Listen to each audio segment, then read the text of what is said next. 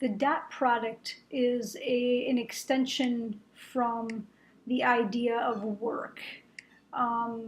If you remember back to the first unit we did, we calculated the work, and the work was basically force times displacement. And the idea is that, well, in order to have work or be able to perform work, we have to have a force and a displacement that are in the same direction. And so the idea of a dot product then is to get that projection of one vector in the direction of another.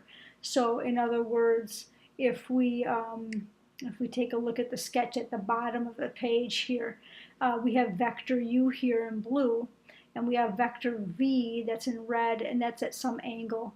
And so if we would project vector v in the direction of u, we would come up with this component v cosine theta. And so the dot product then is a product, as in a multiple, of the vector and then the component of the other vector in the same direction. So it would be the product of u times and then the component of v in the x direction, so it would be v cosine theta. And so that is the definition of a dot product, and it kind of comes from, for instance, if we were to pull a wagon, typically the wagon has a handle, and so as you pull on this handle, you pull with a force that looks like this, but the wagon has a displacement that looks like that. And so since the displacement is horizontal, really the only component of the force that is going into doing anything useful is this x component f cosine theta. Here's the theta. So that's the component that's going into doing useful work. And then when we multiply that by its displacement, then we get the amount of work done on the wagon. So it's kind of a physics sort of thing. And so we come up with this notation that for dot product, and it literally is just drawing a big dot. So this is the dot product of force and displacement, and that is mathematically equivalent to f cosine theta. That's the component in the direction of the displacement vector. And you could do some other math to get them in the direction of the other vector too. It would mathematically end up being the same. So considering that, then if we look at this in terms of I and j components, the vector u is in the I direction. And so the vector v cosine theta is also in the I direction. So what we're really doing is we're multiplying together here two vectors that are both in the I direction. And the reason why I say that is, to consider the scenario of the wagon again. So here's our wagon, and let's talk about pulling the handle of the wagon straight up like this with a force F. And then the question is, well, am I going to get any displacement? So this is more of a question mark here. Am I going to get any horizontal displacement out of this wagon? And the answer is no. So by definition, then there is no work being done. And if there's no work being done, then the dot product of the force and the displacement vector must equal 0, because 0 is what no means. And so if we think about those two vectors, the angle between them is 90 degrees. And if we come back then to this definition of the fact that we have to take the f, the component of f that's in the direction of the displacement, well, in this picture there is no component of f that points horizontally. And so that's mathematically equivalent to sticking 90 degrees in here, and we know that the cosine of 90 degrees is 0. So mathematically, that's where we get by a physics definition of work, that's where we get 0 work being performed. And so when we talk about then these two vectors, this d vector would be horizontal, this displacement vector, so that would be a vector in the I direction.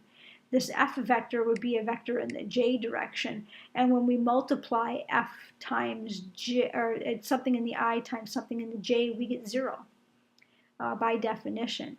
So, so from a component standpoint, anytime we multiply an I direction and a j direction, we get 0.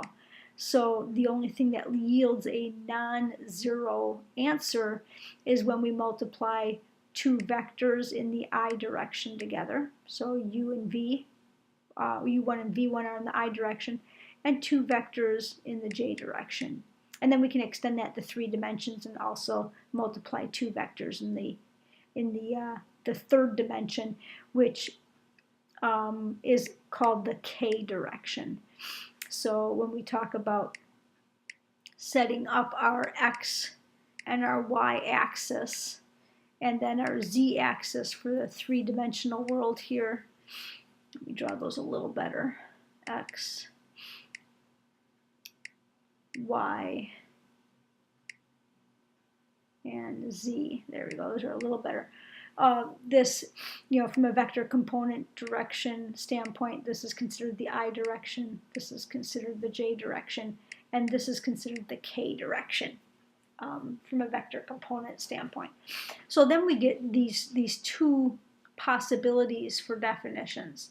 We get the definition of the dot product as being the magnitude of u times magnitude of v times cosine theta. So we get u times v, so that's like force and displacement, cosine theta. So that's one definition of the dot product. And another definition of the dot product, I'll just stick to 2 dimensions here, is u1 v1 plus u2 v2. And so the idea is that we can get some work in the x, we can get some work out of our x components, and we can get some work out of our y components. And so the total work was just the sum of those 2 components. And so then if we equate those 2 expressions, u1 v1 plus u2 v2 equals the magnitude of both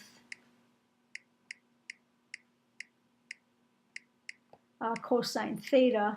Then if we divide by the magnitude, we can get this expression here to find the angle between two vectors. And if we can find the angle between 2 vectors, then we can talk about, well, did we get 90 degrees? That's what orthogonal means. Or did we get something else? So we can kind of determine whether or not we have vectors that are in the same direction or perpendicular to each other, or something in between. And so that's kind of where we're going to go with this in the next slide. So looking at these questions here, it said, let's find the dot product of u and v, let's find the dot product of u and u, and let's find the magnitude of u quantity squared. And so what we're looking at, and then is the dot product of u and v. We have it written in kind of in component form here. The other way to write this would be 2, 1, minus 2, and 1 minus 3, 2. And so if we want to know the dot product of u and v, then we can go ahead and just combine the 2 vectors. So we can take the product of the I components, the product of the j components, and the product of the k components. And so we've got 2 times 1, and then we've got, so that's these 2, then we've got 1 times a negative 3, and then we've got negative 2 times 2.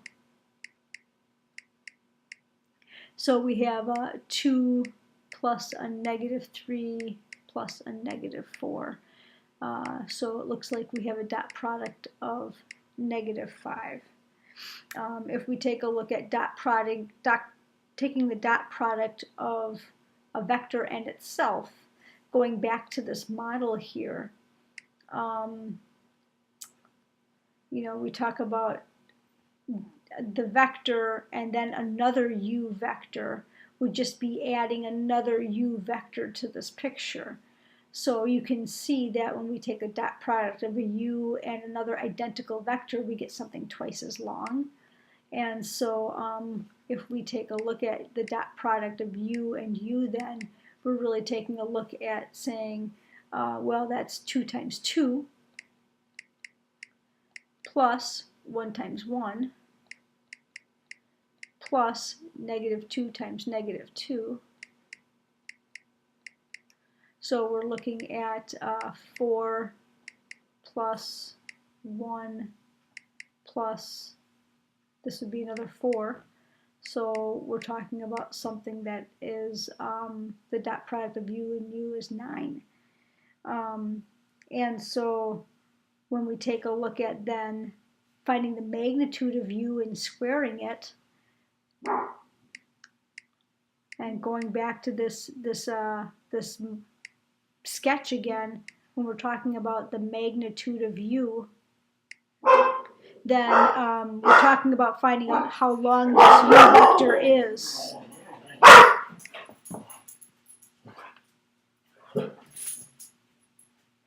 And so if we're trying to figure out how long this u vector is, then we're talking about the distance formula. And so looking at that, the distance formula on this is going to be the square root of this squared, so 2 squared, and the square root of that, so plus 1 squared, plus -2 squared. And so that is then the square root of, let's see, it's 4 and 4 and 1, so the square root of 9. So the length of vector u is 3. So then the length of vector u squared is 9. And so you see that when we take the length of the vector and square it, we end up getting the value of the dot product.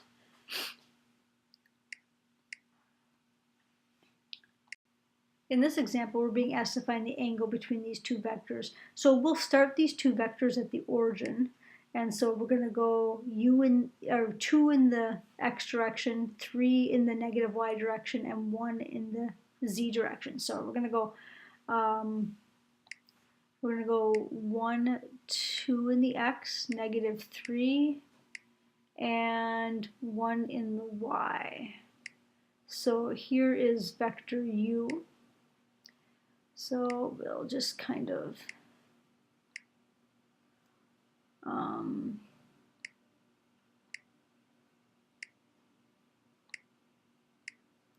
get vector u drawn here.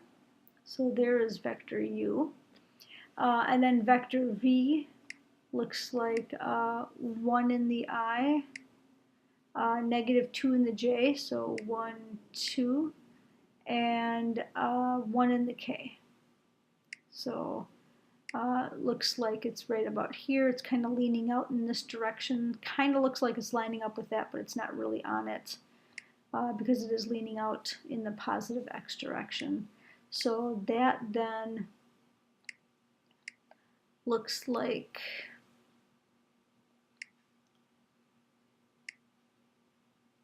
there's vector v. And so that's vector v. This is vector u. And we're trying to get an idea of the angle here between them. So we want to find that angle. So we know that we can find that cosine if we have the dot product of u times v, that value, over the magnitude of each. So we've got a couple of calculations to do here. We first need to calculate the dot product. So we're going to go ahead and multiply the components together, 2 times 1, and then -3 times -2, and 1 times 1. So the dot product is 2 plus 6 plus 1, So we know the dot product is 8. So that would be one vector in the direction of the other. The magnitude of vector u is going to be doing the Pythagorean's theorem on vector u. So we're going to have 2 squared plus a negative 3 squared plus 1 squared. And so we're looking at 4 plus 9 plus 1, taking the square root of that. So that's the square root of 14. I'm just going to leave it like that. And then the magnitude of vector v, looking to do Pythagorean's theorem on v. So that's going to be 1 squared plus a negative 2 squared plus another 1 squared. So we're looking at 1 plus 4 plus 1. So that is the square root of 6. So the cosine of theta then is going to be 8 over the square root of 14 times the square root of 6. And so calculating that looks like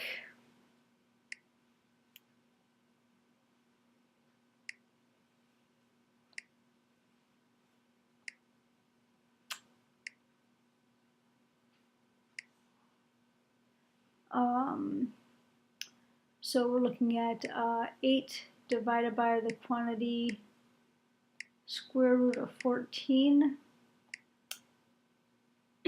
times square root of 6. I could have combined those in the one radical as well.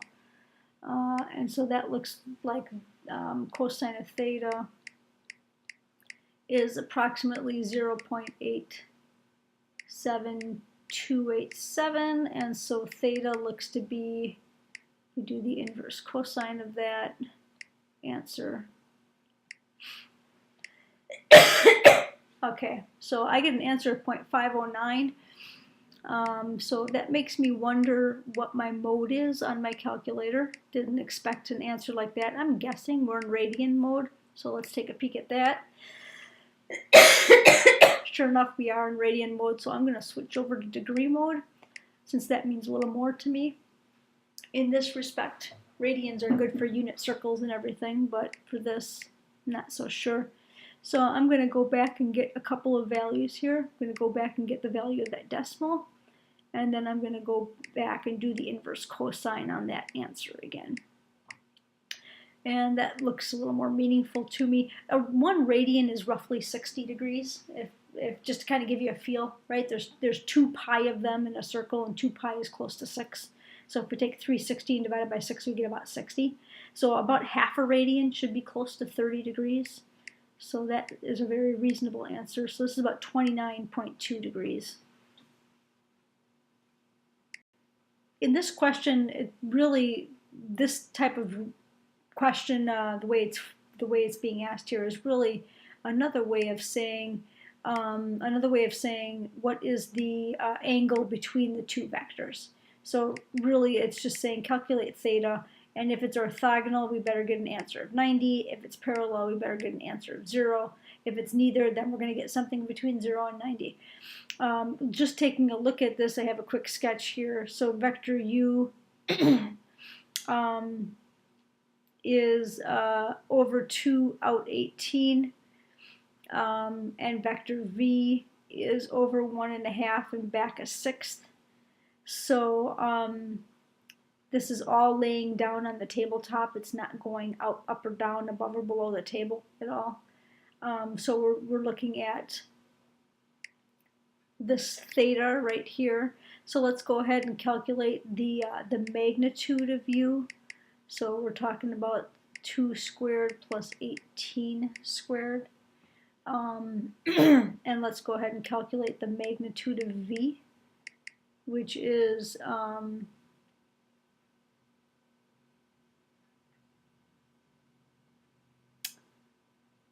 the square root of 3/2 squared plus negative 1/6 squared. And we're doing a little more work than we need to, but just for kicks and giggles, we'll kind of figure out what this is.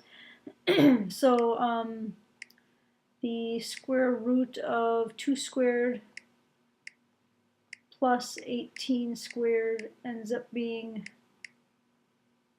let me get my 8 in there, there we go, 18 squared equals 18.111, we'll call that, oops, put it in the wrong spot, 18.111, the square root of 3/2, that's 1.5 squared, plus negative 1/6, I'm just going to put in 1/6 because I know it's going to end up being positive, squared is that much. So we're talking about 1.5092, we'll call it. And so those are the lengths of the vectors. If we remember the definition, cosine theta is the dot product u times v over the magnitude of u times the magnitude of v. And let's just talk about what orthogonal and parallel mean a little bit, and to see if we can kind of shortcut this. Orthogonal is a theta equal to 90. Well, if theta equals to 90, then what's the cosine of theta? And that is 0. So how do we make this 0? Well, that we know that these are lengths, and lengths can never be 0. Because those are just how long the vectors are. So how can we get this fraction to be 0? We have to make the numerator 0. So we should be looking for then a dot product of 0. And then we know that we have orthogonal vectors. So our dot products, remember, is multiplying the components. So our dot product here is going to be, u times v is going to be 2 times 3/2. Let me just back up here because I put in a bracket where it shouldn't have been. 2 times 3/2 plus 18 times negative 1/6. So when we multiply this out, we've got 3 plus a negative 3. That's 0. So we have a dot product of 0. We know that makes this numerator 0, and what angle is equal to, what angle does theta need to be to get a cosine of theta 0, and that's 90. So we know that these are vector u is orthogonal or perpendicular to vector v. When we talk about parallel, just for argument, let's talk about parallel. When we have parallel vectors, the angle between them is 0. What does that mean? Well, that means we need to know what the cosine of 0 degrees is, and that is equal to 1.